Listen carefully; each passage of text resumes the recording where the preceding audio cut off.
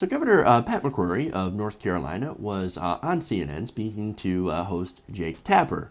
Now, of course, during this conversation, and they were talking about the North Carolina bathroom bill, he accused the Democrats of starting a fight over transgender bathroom rights. Okay, so he's going to blame the liberals. It's the liberals' fault. How dare you try to protect transgender people that just want to use the bathroom, right? That's a total problem. It's your fault. I didn't even care about it until the liberals brought it up. And then I had to make one of the most restrictive anti-LGBT laws in history. Okay, now as I said, he's blaming liberals for bringing up this issue. And I want to show you part of that interview right now. Let's watch.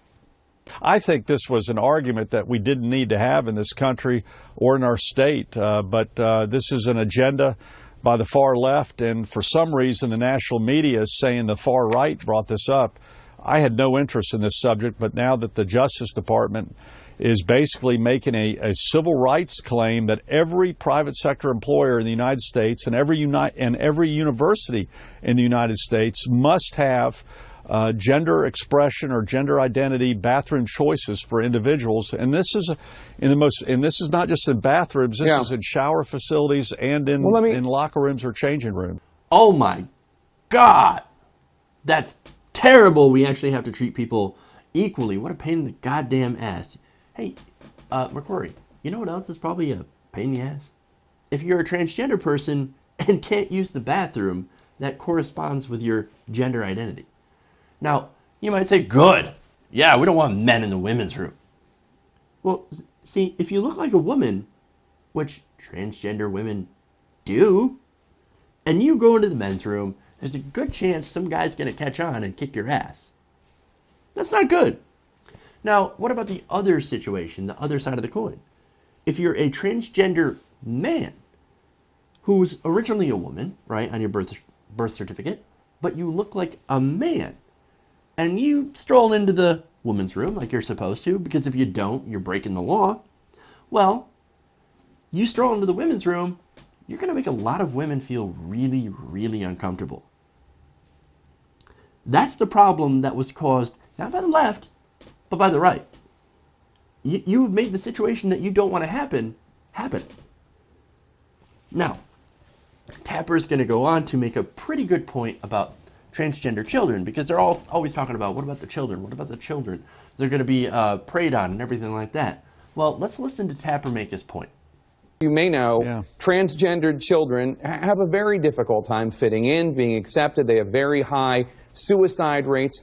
What are you telling the teachers at schools in North Carolina where, say, a 12-year-old who identifies as a girl, though her birth certificate said boy, what do you tell teachers about her if she's using the girls' bathroom? You're saying stop letting her use that bathroom? No, I think we ought to make special circumstances for those individuals in a unisex restroom or shower, which I've encouraged by executive order in our universities. But now the Civil Rights Division of the U.S. Department has deemed those types of arrangements to be discriminatory, that we cannot look for alternatives for these very sensitive needs for these, whether it be a junior high child or a college student. But you just said... And I want to... Okay, so they want to create special circumstances by using segregated bathrooms.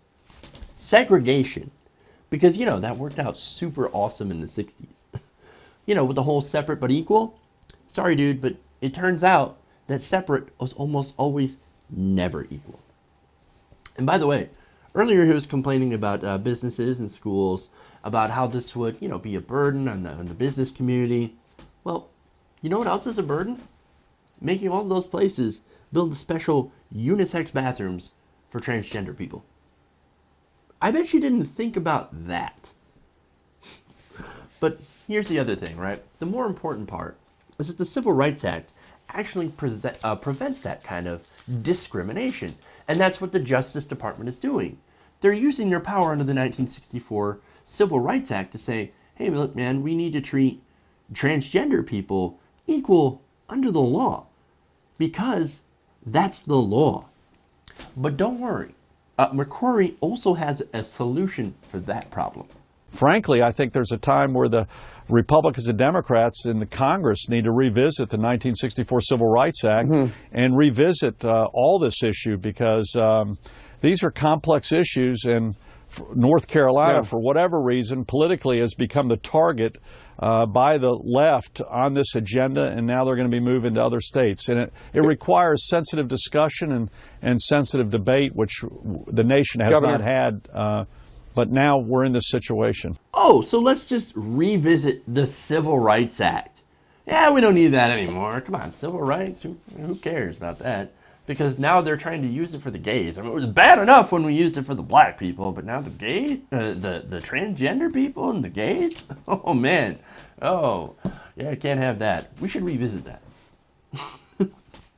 Now, he also says that we need to revisit it because it's a target, politically. No, it's a target because there's an actual fucking issue. Transgender individuals are actually assaulted and murdered for just being transgender. In fact, in 2015... according to data, 21 transgender people were murdered because their gender identity did not match the gender that they were born as. They were transgender people.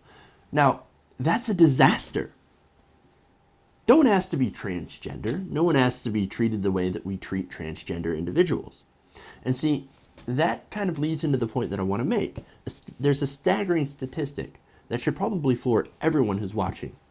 And that statistic is that over 40% of transgender people have at one point in their lives attempted suicide.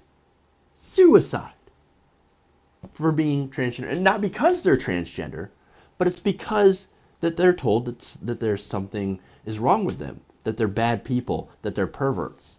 It's not because they're transgender, it's because of how people treat transgender people in our society. And see, it's also because of how people like Pat McCrory view them as predators waiting to ambush unwary women in the bathroom. I mean, look, if you're called a predator, if you're called mentally ill, a creep, a pervert, told that something's wrong with you, you're going to internalize that. And it's going to cause some problems. And especially for teenagers and children. The very ones that are confused to begin with. Being a teen's hard enough. Being a transgender teen or being a gay teen? Whoa. Yeah, no. It's hard enough as it is, being a teenager. Add in that, it gets much, much worse. And see, that's the problem. McCrory, he doesn't understand that the left is targeting this issue of trans rights because they're people that deserve rights. They deserve as many rights as anyone else. And if people like McCrory actually believed in the Constitution and believed in protecting people who are weaker and who don't have that much power, like we should be doing, then he would actually understand. And it's obvious that he doesn't.